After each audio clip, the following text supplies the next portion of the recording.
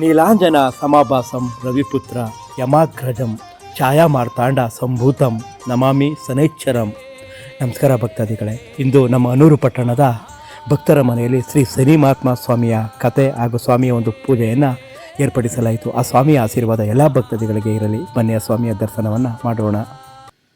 ಕಷ್ಟ ಕೊಟ್ಟು ನರಳಿಸಿ ತಮಾಷೆ ನೋಡುವವನಲ್ಲ ಈ ಶನಿದೇವರು. ಅವರ ಪಾಪ ಪುಣ್ಯಗಳ ಗಂಟನ್ನು ಅವರಿಗೆ ಹಿಂತಿರುಗಿಸಿ ಕೊಡುವ ಹಾಗೂ ಆ ಗಂಟನ್ನು ತಾವೇ ಒತ್ತೊಯ್ಯುವಂತೆ ಮಾಡುವ ಕರುಣಾಮಯಿ ನ್ಯಾಯವಂತನು ಈ ನಮ್ಮ ಶನಿದೇವರು.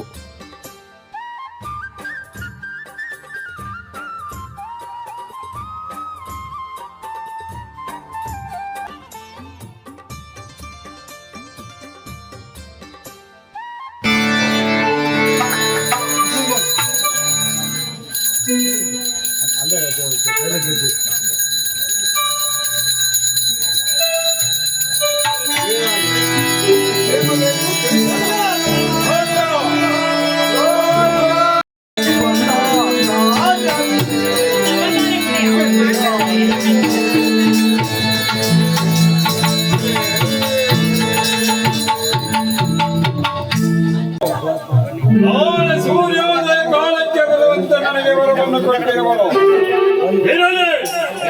ಪರಶಿವನ ರಾಶಿಗೆ ಹೋಗಲು ನನಗಿದೇ ತಕ್ಕ ಸಮಯ.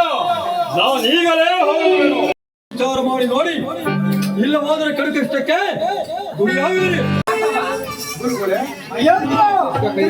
ಸಂಚಾರಿಯಾದ ನಾರದ ಮಹಾತ್ಮರನ್ನು ಈ ನನ್ನ ದೇವ ಮಂದಿರದಲ್ಲಿ ನಿಂದಿಸಿ ಮಾತನಾಡುವುದು ಈ ಬಡನಾಡು ಆಡಿ ಮಾತಿಗೆ